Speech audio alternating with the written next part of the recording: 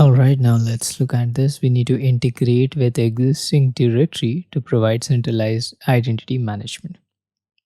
Option A, AWS managed Microsoft ED requires deploying and maintaining a separate directory plus trust setup, which adds infrastructure overhead. Incorrect. Now, option B, manual IAM user creation and permission management is unscalable for a globally distributed workforce. Option C, ED connector reuses the existing on premises Active Directory and IAM Identity Center maps ED groups to AWS accounts, giving centralized access with minimal ongoing management. Let's keep it. Option D, Amazon Cognito is designed for customer identity in applications, not for internal developer access across multiple AWS accounts. Option C is the right choice. Let's bring the heat to this now. We want strict IAM based isolation here. Option A, EC2 instance profile applies both DynamoDB and S3 permissions to every pod, causing uncontrolled access across workloads. Incorrect. Option B, IAM policies cannot be attached at the pod level in AWS. This method is unsupported.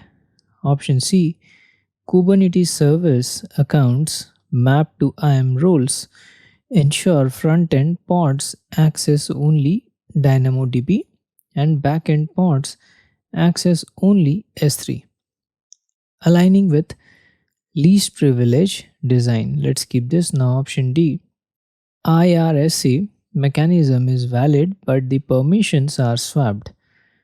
Front end S3 and back end DynamoDB, which fails the requirement. Option C is the right choice. Now let's tackle this scenario here. We need to improve performance with the least implementation effort. Option A, CloudFront caches content at edge locations for faster downloads. And S3 transfer acceleration optimizes upload paths using AWS backbone, requiring minimal configuration. Will keep this.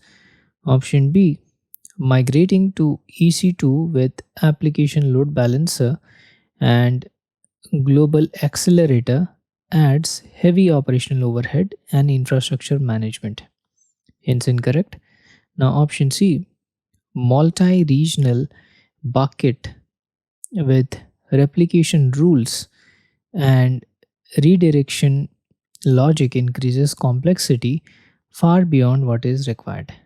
Option D, global accelerator doesn't integrate with S3 as S3 buckets as the origins, which is an unsupported approach.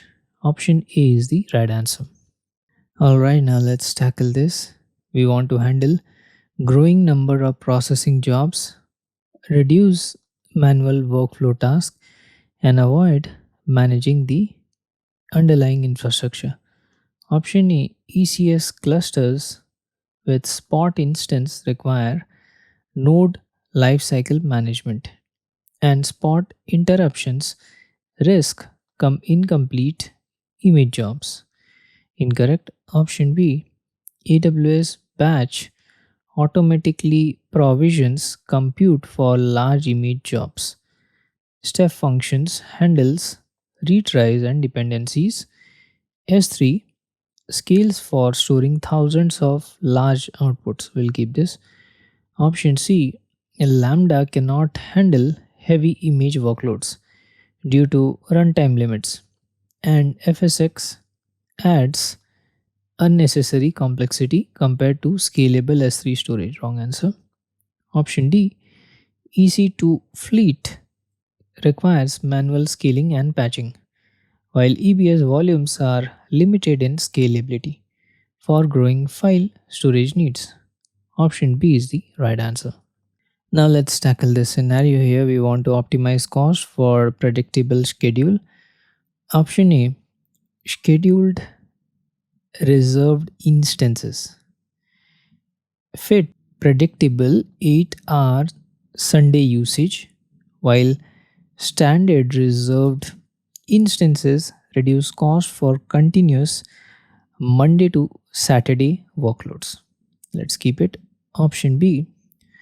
Convertible reserved instances allow flexibility but cost more than scheduled reserved instances, making them less efficient for fixed Sunday usage. Option C. Spot instances are cheaper but risk termination. If you look at the scenario, it's clearly mentions cannot tolerate interruptions. So we cannot use spot instances. Option D. Spot instances again risk the termination, that is cannot interrupt tolerance. For the same reason, we'll delete option D like option C. Option E is the right choice. Alright, now let's tackle this. So at unpredictable peak times, users report delays here. Option A, scheduled scaling cannot handle unpredictable peaks. CPU utilization alone is not a reliable trigger. Incorrect. Option B, elastic cache improves DynamoDB reads but doesn't address the processing tier bottleneck where CPU saturation occurs. Option C, CloudFront reduces web tier latency but doesn't solve queue backlog or processing tier overhead. Option D, scaling based on SQ approximate number of messages dynamically adds processing capacity when the queue grows, eliminating delays. Option D is the right choice. Here we go with the brainstorming question. Here the application is resilient but shows performance degradation and 5xx errors during busy periods. Option A, adding a second instance lacks automatic scaling, limited improvement during unpredictable traffic spikes. Incorrect. Now option B, weighted routing requires manual adjustments and doesn't provide dynamic scaling. Option C, changing instance type introduces downtime and doesn't scale horizontally, unsuitable for seamless scaling. Option D, auto scaling group dynamically adjusts capacity. Spot fleet reduces cost, and application load balancer ensures efficient load distribution across healthy instances. Option D is the right choice. Alrighty, now let's tackle this. We want to apply complex transformation rules, and the company require all data to be encrypted during processing and stored in S3 with customer specific keys. Option A, SAC-S3 relies on shared S3 managed keys, which do not meet the requirement for customer specific encryption. Incorrect. Now option B, EMR clusters add infrastructure overhead and custom client side keys increase operational complexity. Wrong choice.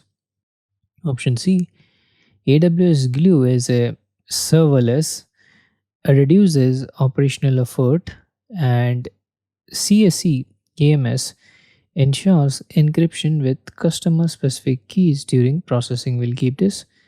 Option D, EMR clusters require infrastructure management and SSC KMS encrypts only at rest, not during processing.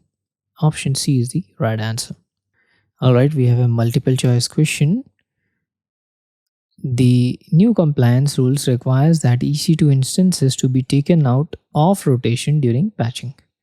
Patching errors occurred because traffic was still being routed to the instances. Option A, changing target type is not required. Automation documents already handle deregistration without altering target group type. Option B, current document doesn't support IP based target groups, so errors would continue.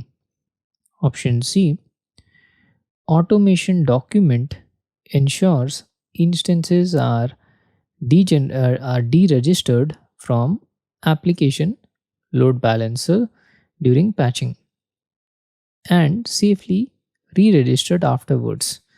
Let's keep it. Option D, maintenance windows provide scheduled patching and ensures instances are removed from service during the process.